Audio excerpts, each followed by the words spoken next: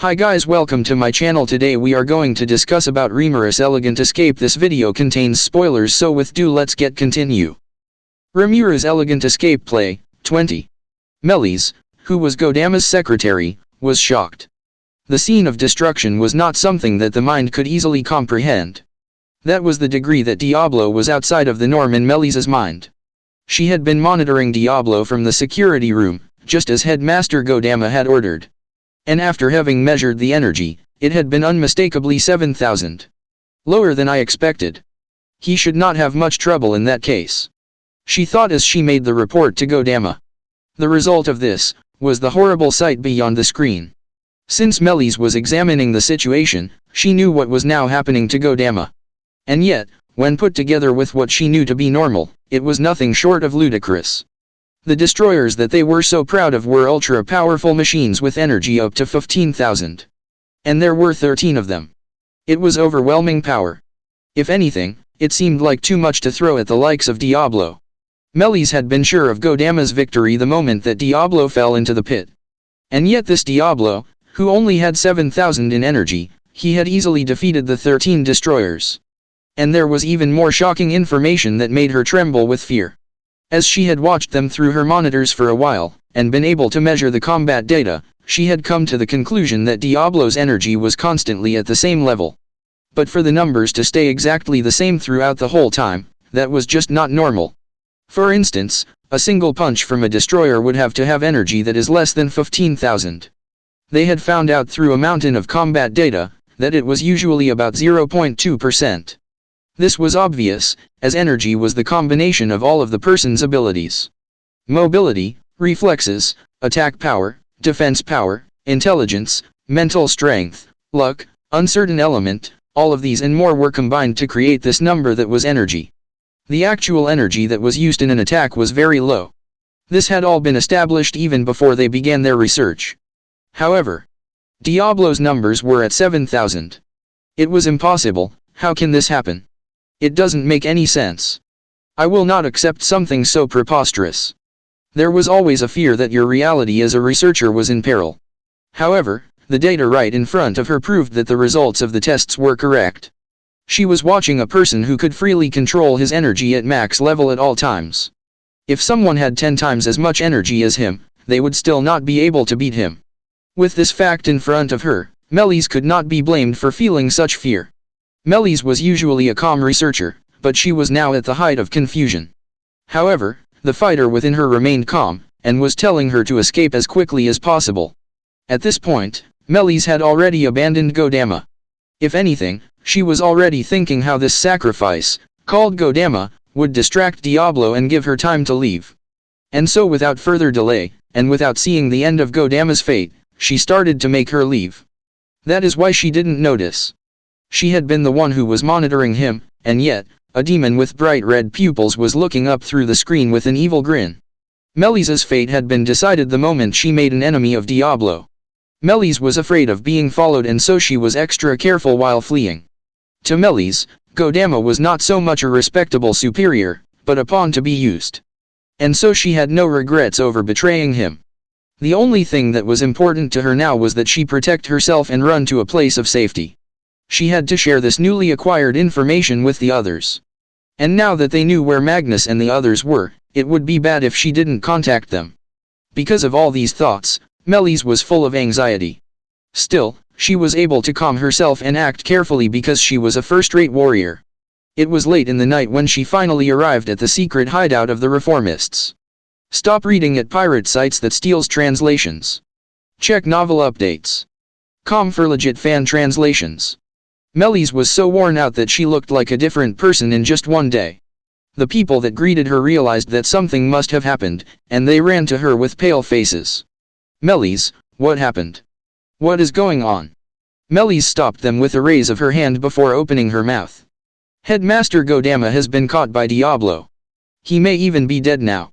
As our rules demand, I prioritized the sharing of information and fled instead of rescuing him. She paused with a sigh. What? So then Godama is. How did this happen? How are things now? They asked her excitedly. And just as Melis was about to open her mouth again. Silence. came a shout from one of the people in charge. It was a group of glory knights in their white robes. They were the strongest of the Humanity Emancipation Alliance. There were some who were a part of the accommodationists and moderates, but the majority of them sided with the reformists. After all, it had been the results of Godama and Melis's research that had allowed them to devise ways to fuse demons and control them. Furthermore, Melis herself was one of the glory knights, and also had a demon dwelling within her. In a way, it could be said that Melis herself had given the glory knights the power of the demons and made them powerful. Melis. How did this happen, with you there? One of the knights asked Melis. The others seemed to have calmed down now that the glory knights were present, and so they decided to listen to what she had to say. Melis nodded and explained to them the events of the day. All right, I will tell you. But first, at least 2 people must guard the door. We cannot be too careful. They obeyed her order and 2 knights stood by the door. Melis was very relieved by this and so began to talk. The truth is, she told them that they had been contacted by Magnus, who had been missing that morning. According to a message from the great demon lord Rimuru, Magnus and the others were supposed to be in the middle of training. And yet it was said that they had attacked teachers from the other schools and the students as well. In other words, Magnus and the others did not know that they were being monitored by the great demon lord. But as they had already acted, there was no turning back now. They had been trying to contact him to abandon his position as not only a student, but the entire plan and run away as soon as possible. And it was then that Diablo visited. In any case, if it was discovered that the students had accomplices, then the school's management would come into question. Both the headmaster and Melis assumed that they would be replaced. And so they had decided to be rid of Diablo while his guard was down, before he realized that they were his enemies. Diablo. You tried to. How reckless. The audience muttered with shock. Diablo's reputation was known far and wide.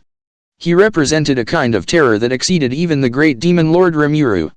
Yes, I will not deny it now. But when I measured his energy, it was only at 7,000. I assumed we could easily kill him with the destroyers hidden underground. 13 destroyers should not be able to be defeated by someone who is at 7,000. Did you make a mistake when trapping him? No, he fell right into the trap. He was in the absolute magic space. The situation was to our advantage. And yet, we could not win. Impossible. They were utterly defeated. Diablo came out without a scratch. They all gasped. This report was so shocking that they did not want to believe it. Melis continued, as if to dispel the oppressive air. It's true that Diablo's power was stronger than what we imagined. The accommodationists are not worth discussing, but the moderates did have a point about being against hostilities. I understand that now. He saw my face, but the rest of you who have not made contact, it's not too late. You should join the moderates. I cannot allow that. All of you are to be arrested right here. Melis's words were interrupted by a cold, echoing voice. Who is it? The person who answered Melis was a single man who stood in front of the door. The dark skin and blue hair, it was Sui. Humph. There's no need for you to know, but I will be polite this once. My name is Sui. One of Lord Rimuru's faithful servants. Sui said in answer to Melis. Tisk, what happened to the guards? Melis looked around frantically. Their mouths had been sealed before being made unconscious on the floor. And not one person in the room had noticed. It was done silently. Damn it. Melis cursed inwardly. She had been so careful about being tracked. This was the worst possible thing that could happen now. Do not panic. Glory Knights, prepare for demon fusion. There is no future for us unless we defeat him first. Roused by these words, the Glory Knights started to act. They called the demons within them and made the power their own. With such comrades surrounding her, Melis told herself that it wasn't too late. The enemy was alone. And there were 5 of the Glory Knights here. Diablo was one of the 12 guardians of the great demon king. But they had never even heard of this Sui before. They could win. This single demon could not stand against them. That's what Melis thought. No, that's what she tried to believe. She could never have imagined that the person standing in front of them now was the equal of the guardians. In spite of her instincts raising the highest alarm in her head, Melis made the worst decision. Go hostile, immediately. 5 Glory Knights stood in front of Sui. However, they did not act against him. No, they were not able to. What? I cannot move my body. What's happening? Damn it. What the hell? The knights realized the change and became frantic. But there was no answer coming, and Melis was left confused, unable to understand the situation. The only person here who grasped everything was Sui. And Sui did nothing. He had no need to. Because. Sui, would you like me to finish them for you? Out of nowhere, a woman had arrived and stood in front of Sui. The beautiful Drago nude, Suka. Don't let a single one get away. Certainly. Tuka, Saika, Hokusu, and Nansa were also there. This hideout had already been completely surrounded by the information department working for Sui. Damn it. The Glory Knights shouted. However, their shouts faded into the air. To Suka and the others, these knights, who had merely overcome the barrier of A rank, were nothing. Besides. Well then, I think it's time we take our leave. The greater demons that had been fused with the knights now attempted to escape. Wait. Do you mean to ignore the contract? The knights shouted in horror. But the demons snorted. Stop reading at pirate sites that steals translations. Check novel updates. Com for legit fan translations. Fool. Our contracts are voided if we are not able to run wild as we please. So saying, they began to escape. Unlike spirits, demons tended to be self-centered. And so they often abandoned their masters the moment that the situation became unfavorable. However, this time alone, the demons were unable to avoid the disaster. Do you really think I will let you get away? Sui said that I was to let no one escape. Suka's cold voice rang in the room. What? How? But it was too late for the greater demons. Because now the entire building was surrounded by a magic circle of envelopment that isolated the place. I have no use for those demons. Kill them so they can repent for a few hundred years. Yes. And so the demons were dealt with just as Sui ordered. Before the demons could even say anything, Suka and the others had turned them into dust. It all happened in an instant.